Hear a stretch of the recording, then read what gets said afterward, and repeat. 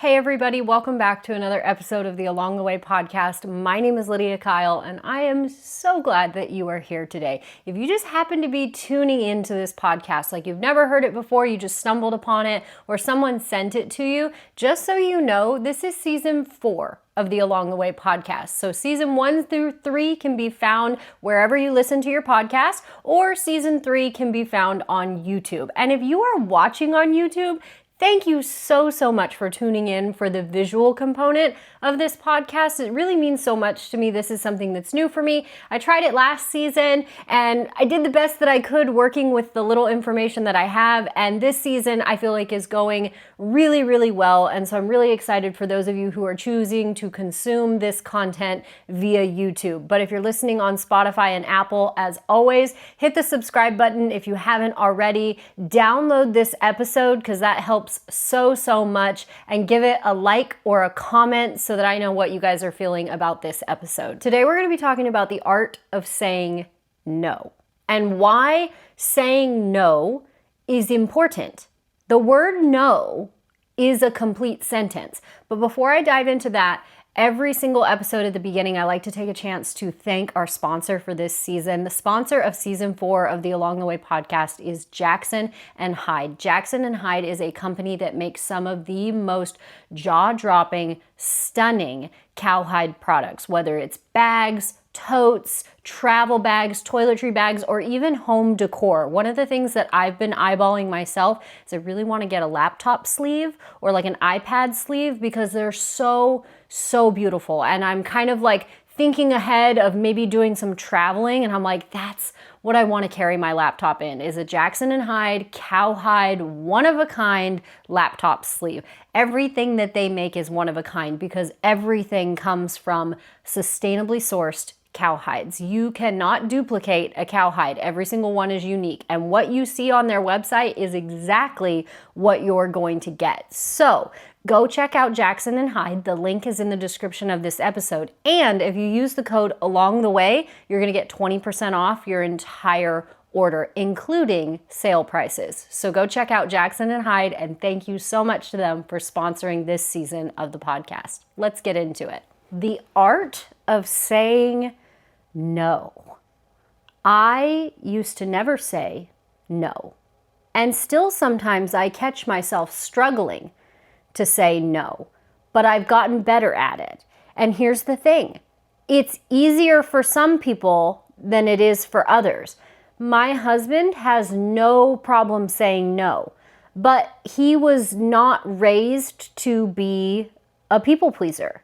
I mean, there's a lot of things that were different between his upbringing and mine, but one of the things that I have discovered is I think a lot of families are people-pleasing families without realizing that they're people-pleasing families. And I also think that this can be incredibly relevant to faith-based families because we're taught that servitude, right, and a heart of service, doing service, is a fruit of the Spirit. It's important. It's important within a Christian household, within the Christian faith, to have a heart for service.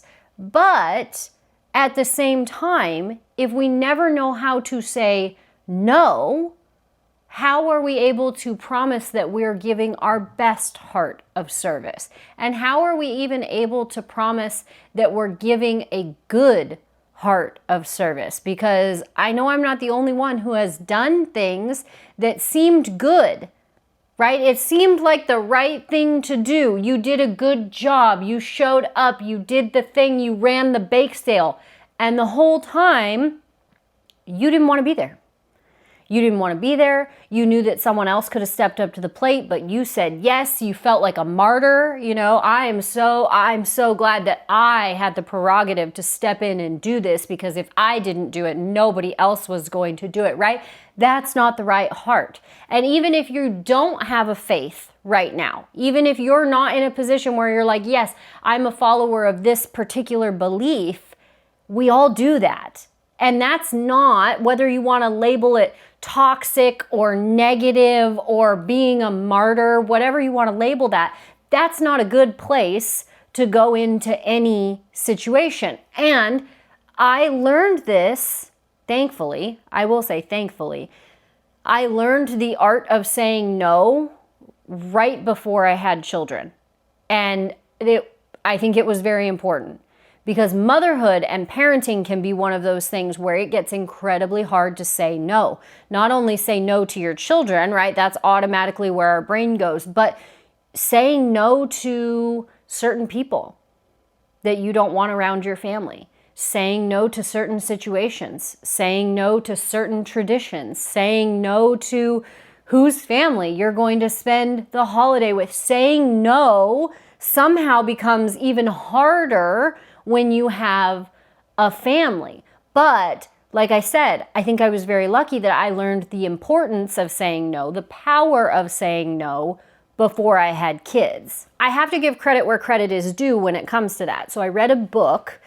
Oh gosh, I don't even think Kenneth and I were married yet. So I would have been like 22, 23, maybe 23. I can't remember. It all becomes a muddled mess.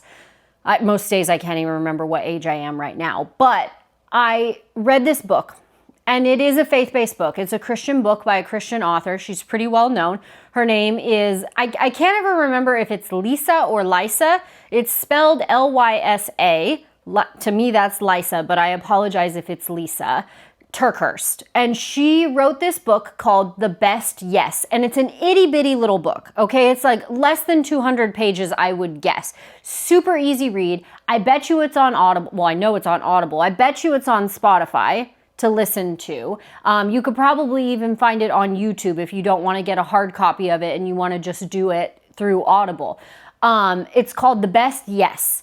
And I read it because I was going through a stage of, I was all about personal development. I think a lot of us go through those phases, and they're really powerful. I've gone through multiple stages in my life where I've just like gravitated towards quote unquote self-help.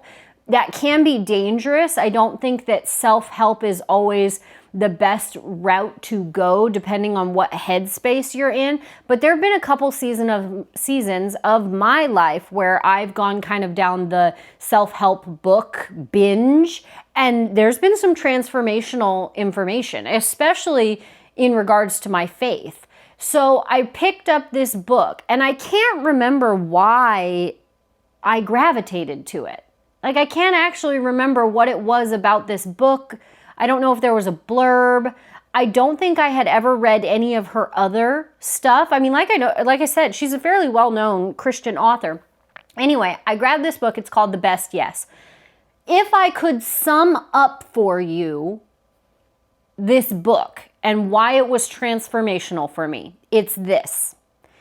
If you are always saying yes, you are never going to be able to give your best yes. And your best yes is that yes that I was talking about, where you actually want to be there, you actually have a heart of service, whether you have a faith or not, you know what that means, right? A heart of service. I'm glad to be here. I'm glad to be helping. It is my joy to be contributing to this. It is my joy to show up to this coffee date with you. It is my joy to have a play date with you and your kids. It is my joy to help at church and clean the church after service. It is my joy to help at the parent-teacher conferences, right? That's the heart of service. If you are always saying yes to everything, one, you're going to get burnt out. Two, a lot of times you're saying it because you want to get a pat on the back. That's that martyrdom, right? It's that ego. We want the pat on the back. And we're not doing it from that true heart of service. So the synopsis of this book and the thing that stuck with me was, when I say yes to something, am I saying yes because I actually want to participate, partake, and help? Or am I just saying yes because I'm being a pushover, I'm a people pleaser, I want people to be impressed with me, I want people to be happy with me as a person, or because I don't know how to say no? And that was wildly transformational for me. Maybe I've said transformational too many times. I'm trying not to be repetitive, but that's the best word that I can come up with, because I realized that even as a young woman, I had had a really hard time not stepping in even when I didn't need to step in. Like if there was a volunteer opportunity, I was going to volunteer. If there was someone, if there was a hole that needed to be plugged on a sinking ship, I was going to plug the hole and go down with the ship. That was just my personality. And like I said, I actually think that was how I was raised. And it's very interesting to look at from a family perspective because I've watched my parents come to this place of having a best yes as well. And it's very powerful. And so when I was a kid, I just remember that my parents would always go above and beyond for absolutely anyone. And I think we always see that as a good thing, but we don't understand the impact that has on the people who are always saying yes. So the book was informative. If anything, the book was very informative. And the way that it was laid out was very applicable to my life. So it stuck with me. Okay, and this isn't a podcast about the book, but it was a turning point for me because it was at that point, like I said, that I realized, oh my gosh, I say yes to everything. I say yes to the things I don't want to do. I don't respect my own time. I get myself in a position where I'm going too many different directions and I'm half-assing things because I said yes to 5 things and I should have only said yes to 1. And so now I'm going to half-ass all 5 things and do a subpar job. It's going to get done. I'm going to be burnt out, but it's not going to be the best job that I could do. So the art of saying no, instead of saying no and having it be a negative correlation, because here's the other thing. No is not a bad word. No is not a bad word. Those of you who were either raised to feel no is a bad word, or were told no is a bad word, or even if it was just subliminal. Like, that's how I feel like it was in my family. It wasn't like anybody ever said, like, no, you can't say no when someone asks you to do something. That was obviously not the way that it felt. But it was, if someone asks you for something, absolutely you can make it happen. You can make it happen. I think that's, I just realized that. Let me try to process that thought really quick. I was raised in a you can make it happen family where it didn't matter how many things you had going on. It didn't matter how many obligations you had. It didn't matter how overwhelmed you were, and it didn't matter how tired you were. You could always do one more thing. If someone asked something of you, or someone needed something of you, or even just you noticed something that needed to be done, you can make it happen. Regardless of everything else that you've got going on, you can make it happen. Adding one more thing won't hurt. And I think that's how, and like I said, that was never said explicitly to me. Sure, in some ways I saw that modeled to me. I had very industrious parents. I had very involved parents. I had parents who were always going somewhere, doing something, helping someone, contributing, making the community better. Like, my parents are outstanding human beings. This is not a negative quality in the sense that, like, bad people don't put themselves in a position where they always say yes. Bad people don't put themselves in a position where they don't know how to say no to someone. It's the best of the best people who get in these positions where they turn into people pleasers or pushovers or burnouts because they're just trying to convince themselves one more thing won't hurt. I can help someone else. I can do something more. I can do the extra mile, when everything in your circumstance, your soul, your brain, your heart, everything is saying no more, no more. So it's not bad people that have this I can't say no problem. It's the best of the best people. I guarantee, even if you're not that type of person, you can imagine someone that you know that is probably that type of person. It's the person who obviously they never say no. They're involved in everything, but it's actually fairly obvious that they're not happy to be involved in everything. They really want someone to applaud them. They really want someone to notice them. They really want someone to say, you're doing such a great job. This is how I felt. This is how I felt. And that to me was where that heart of service thing came in. So there's two sides of this coin. And hopefully you guys are tracking with me. Let me know in the comments if this is resonating. Let me know in the comments if this is, if this is working. Because I don't want to jump all over the place. But the two sides of the coin are this.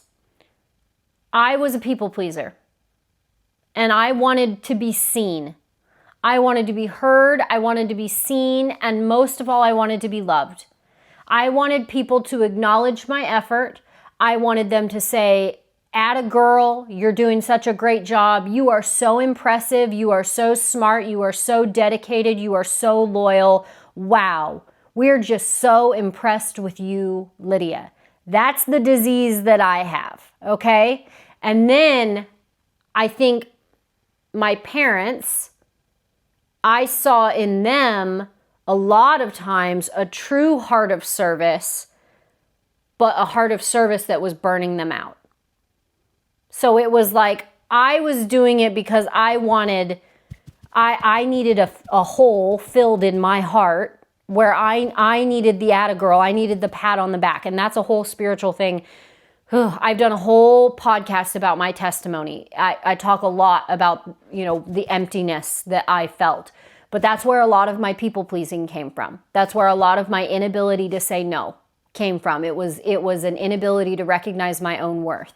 But then my parents, on the other hand, they just have this tremendous heart for service. It amazes me the capacity that they have for not only people's turmoil. I don't want to get all choked up.